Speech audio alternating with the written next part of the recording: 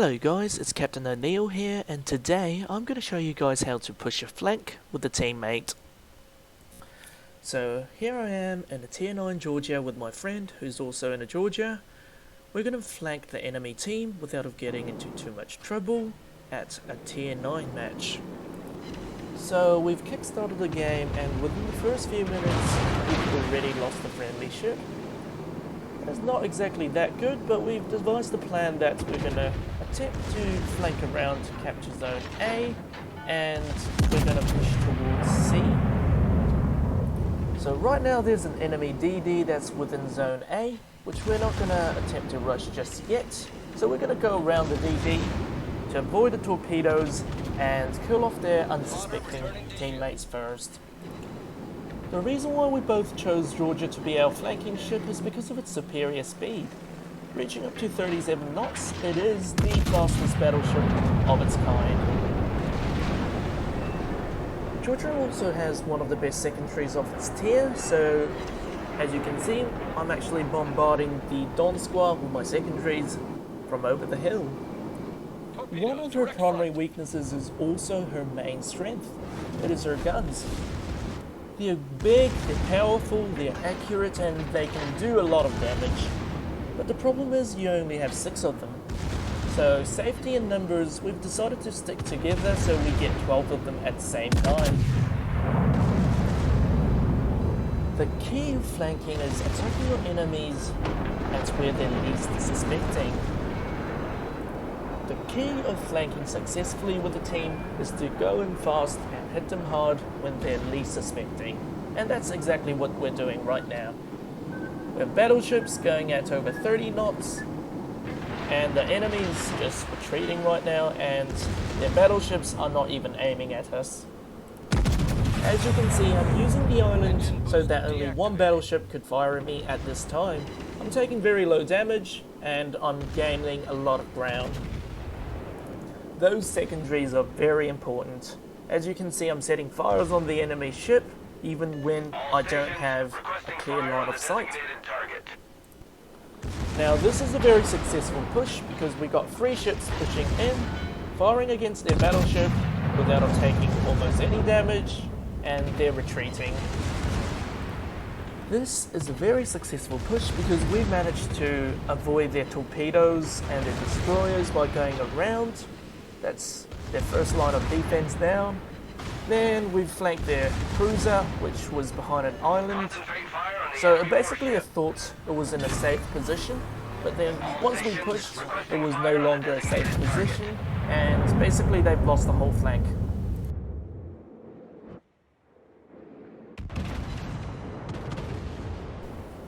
Now I think you can see that teamwork is very, very important. We've taken out a full HP battleship and a cruiser without them losing almost any health. All stations, reporting the position of a strategic target. So now it's time for us to drive away the enemy DD from the point so we can take over point A. And we're going to keep on pursuing the escaping enemy force. Now again we see another enemy battleship, but it's greatly outnumbered by us again. So we've locked our secondaries and decided to wear him down while continuing the push so we can eventually catch Alaska and take over point B.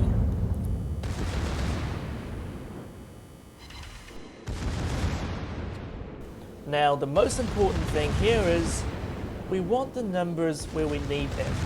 So as you can see, the enemies are all isolated. They're lone cruisers and battleships. All we need to do is just to have 2 or 3 battleships and we can take over the whole flank without losing even half of our HP. And this is exactly what we're going to do. And basically, they're sitting ducks. They have no teamwork, they have no torpedo, so they don't have anything that could stop us from pushing. Now we've sunk the enemy battleship. Basically, this whole flank is ours. We're going to continue our push, so I'm popping an engine boost along with my teammate, and we'll chase down to Alaska and secure the point B.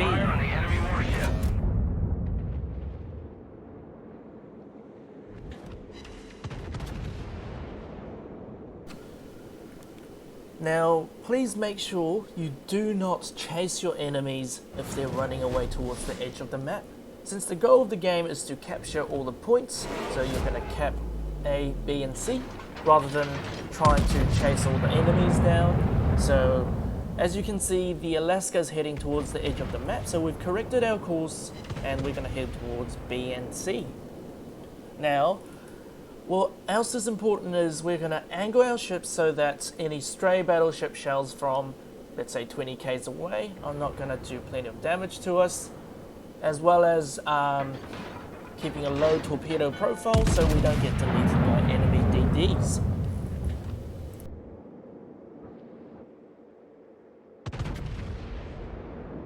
So now I need to destroy the Alaska as soon as possible, while hunting down the remaining enemy forces. So I can see Rune and Azuma that's heading towards us, and those are real bad news if we're getting outnumbered.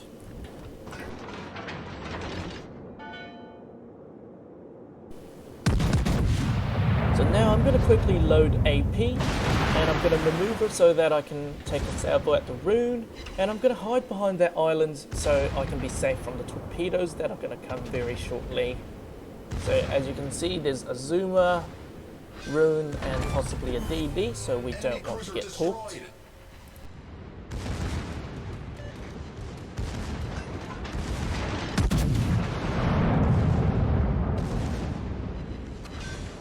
So now I've managed to finish off the Rune pretty easily, and now I'm going to go for the Seattle.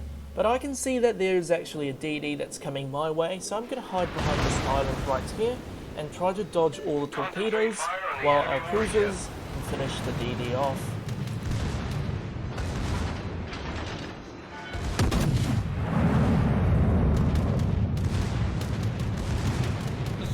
Now, damage control 101. I'm actually at a relatively safe spot here. It's highly unlikely that I'm going to get damaged in the next few minutes, and that I can basically use it to put out the fire. But it's a good habit not to use it for single fires, especially when I have 4 more repair parties left.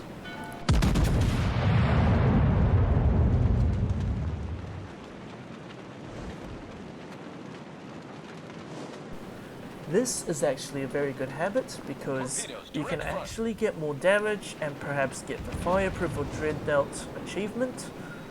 And also, you'll never know when you're going to get damaged next. I could actually get torped, or Seattle could lob some shells over the island and I might get a fresh fire right after I put this one out. So always use your damage control when you see 2 or more fires, or perhaps a flood, or a damaged engine, etc. Fire and flooding damage are 100% repairable with your repair party consumables, so you don't have to worry about it too much. And with Georgia, I've actually got the superior repair party, which has a shorter cooldown, so that's even less of an issue. Spotter airborne. So now, the enemies are no longer our threat. We've already destroyed their main formation, and they're all trying to escape our pursuit. Now my friend had already gone to point C, and he's going to cap that point on his own since the enemy Seattle had already been destroyed and the DD's here with us.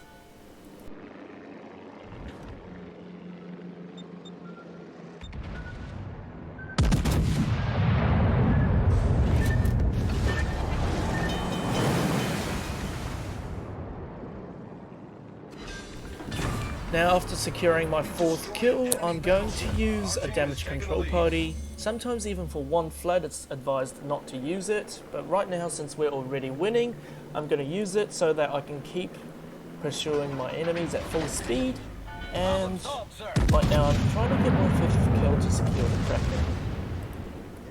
Now since the destroyer is now spotted, I'm going to lock my secondaries on the destroyer. Those secondaries are highly effective against destroyers, even at range. As you can see, I'm landing quite a few hits right now, and I will be able to destroy the DD with my secondaries alone. Now I've just secured my Kraken, and it's time to wrap this game up. So our team is just going to chase down that battleship and end the game. Now just a quick recap. To successfully push and flank your enemies with a team, you need to keep close with the teammates, keep your surprise factor, go around their destroyers, avoid their torpedoes, and to isolate your enemies and taking them down one at a time. Number is another important factor, so you want to outnumber your enemies. It doesn't have to be an outnumber in a flank, but you want to isolate your enemies so that you're outnumbering them one at a time, so you can kill them one at a time.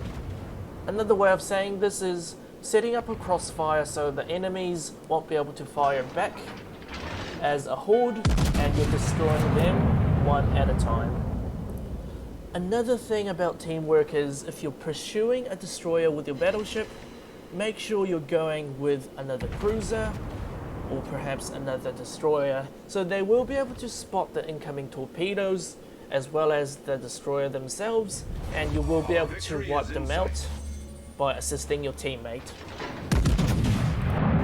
Now, one final thing is you have to get the point of the game. You want to get to 1000 points or destroy all of your enemies, whichever one is quicker.